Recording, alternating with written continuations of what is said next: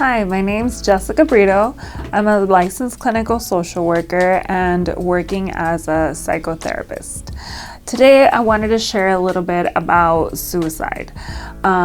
September is the month of suicide prevention, and I think it does deserve a lot of attention to know more about it, increase awareness of what is it, how does it work, why do we go through it, and how do we prevent it. Okay, so I usually tell people that my perspective is a little different. Sometimes I wonder if as therapists we're a little jaded by the thought of suicide or a little extreme on the thought of suicide. Sometimes we kind of are on two polar opposites of the talk. So I'm going to start first with the normalization of thoughts of suicide. A lot of times people think that having thoughts of suicide is like this super abnormal thing, that it doesn't happen to anyone, just us. And realistically, thoughts of suicide are pretty normal for anyone who is having a hard time mentally or who may be struggling with an illness. And the way I really like to talk about it is thoughts of suicide, suicide ideation as we call it, is pretty normal, but it has varying degrees. So I think I've been doing a couple talks throughout the month on this topic.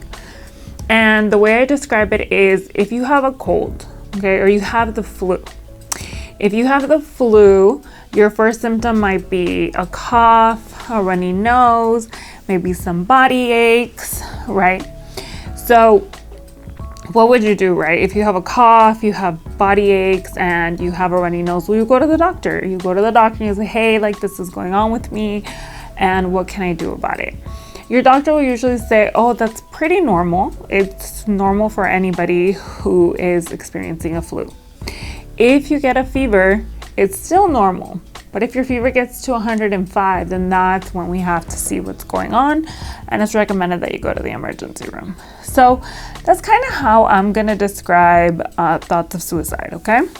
Thoughts of suicide are only a symptom of something else, okay? So what it's telling us is it's time to kind of get checked, see what's going on, and really look at the severity. So how are these symptoms affecting me? Okay, so for example, if I'm having thoughts of suicide because I'm constantly thinking about all the things I need to get done, I don't want to disappoint people, I'm worried, I'm nervous, I'm stressed, then it's a good idea to either talk to a friend, maybe talk to your primary care and say, hey, you know what, I've been having these thoughts that maybe not being in this world would be a lot easier. So that is normal thoughts for someone who is struggling with generalized anxiety disorder, okay? It's just becoming overwhelming, and sometimes I have these thoughts. Or I am super unmotivated, I'm moody, I'm mad at everyone, and every once in a while I'm just like, oh, I wish I was just not here. That again is just a symptom. So let's normalize talking about it. Hey, you know what? I've been having these thoughts that sometimes I just don't want to be here. And talking even to your primary care, people forget that mental health is physical health, which I've said often. So you can start having these conversations with your primary care. Now, yes, your primary care cannot treat this, but he might be able to get you a specialist, find out what's in your network. Even something like Obamacare or Affordable Care Act, when it was passed, they decided that mental health was just a normal service that everyone needed to have, as well as primary care. So feel free to go talk to your primary care and bring up these things, because again, thoughts of suicide are just a symptom of something else, okay? So if we start working on the anxiety, the depression, bipolar, trauma, whatever the illness may be or the struggle, then we'll start working on those thoughts before they get a little more severe. Now, what do we mean by severe? Severe would be, you know what, I have a flu and it's not going away. I'm not taking any medicine. I'm not really doing much to get better. And now my fever is at 105. Okay, so what would you do? You go to the emergency room. Okay, so for mental health, it would be more of, okay, so I'm constantly worried, I'm nervous, I can't leave my house, and these thoughts that I might be better off dead are now, I might be better off dead. Well, how could I hurt myself? How could I take my life? How would I do it? Where would I go? Do I have access to anything that might hurt me? Are these thoughts getting scary? I tell everyone, once your thoughts start getting too scary and you're just feeling like, you know what, I really need to get this seen, and I'm really close to doing something that I might regret, you go to the emergency room, okay? Because that is your fever at 105. And that's when we go to the emergency room. With all illnesses, all difficulties in the body, we go to the emergency room when it gets out of control. So at that point, you either drive yourself to the emergency room, call a friend, call mom, call dad, talk to your HR at your job, whatever it may be that gets you closer to going to the hospital, do that, okay? A lot of times, unfortunately, there's like this big stigma when it comes to some of these thoughts, but there are normal processes and there are systems in place that are gonna protect you. So once you go to the emergency room, they're either gonna have you talk to a social worker, a psychologist, whatever it may be, and they will link you to resources. They'll make sure that you are stable, which means that you're in a place where you feel safe, right? Because the worst part about these thoughts is that you don't feel safe with them anymore, okay? We want you to feel safe. And if your brain gets to that point, then your brain is just in a lot of distress. There's a lot going on with it. You might need a medication just to get you to a better place for the moment while you start seeing a therapist and start working on it, okay?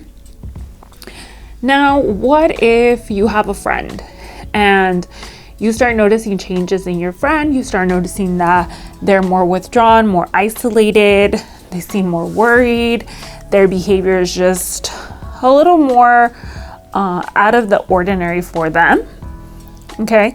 And you start noticing like they've been kind of talking about how end of life doesn't sound so bad, how they just can't wait till, to get it over with. You start noticing some of these words, or they start giving away a lot of their things, saying, where I'm going, I'm not gonna need them. A lot of times they start thinking about a way out, and it could sound like a trip, it could sound like going away for a while, but they're not completely saying where they're going, why they're going. And you might ask yourself, like, how do I approach this? Like, what is the best way? Well, the best way is to say, you've been acting different. Have you had thoughts about hurting yourself, or maybe that life would be better if it just ended and you were dead? Have you thought about killing yourself? And I know a lot of times we think, okay, if I say that, aren't I going to give them ideas? Isn't this going to increase the likelihood of them doing it? The reality is it's already in their head, so you're not adding to it. And that tells them that you're a safe place for them to start talking about it. And the way the brain works is once we start talking about it and it starts coming out, then we start processing it and the symptoms start getting a little milder. So you're actually helping them to get it out, okay? From there, you can decide as your friend, maybe I can help you find a therapist, or maybe we should, talk to a professor, talk to a doctor, talk to someone who can really help us get you some help. You can also, ask like, well, have you thought about how to do it? If you did do it, do you ever get scared of these thoughts? And if they say yes, offer to drive them to the emergency room, because I've had that. I've had friends that come in with my client and I ask them, would you mind driving them? And they have that support system and they don't feel so alone anymore. So feel free always to ask, always to say these questions, because you're not making it worse. If anything, you're giving them that support that they need. If the person gets mad and they stop talking to you, or in that moment they just like bail, you still gave them some hope, you still gave them a little light. So even if they leave angry, they know someone asked, someone cared, someone sees me, someone is noticing. And a lot of times that's where our healing starts, just knowing we're not alone. So please feel free to always ask these questions.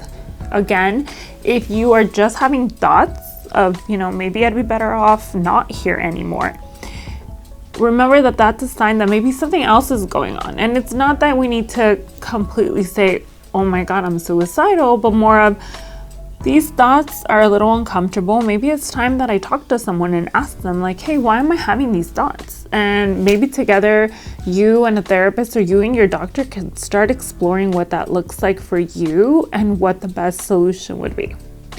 So again, September is Suicide Prevention Month. So let's start talking about it. Let's stop making it this huge taboo that no one can talk about, because the reality is so many people have had these thoughts and we're kind of just alone in them. And it feels like we're alone because no one's talking about it, not because no one feels this way. So let's start talking. Thank you so much for joining. I will be posting in the description some resources that you can call if you ever need a little extra support, if you ever start having these types of thoughts. And any questions that you might have, please feel free to post them in the description, in the comments. Subscribe, like, and follow.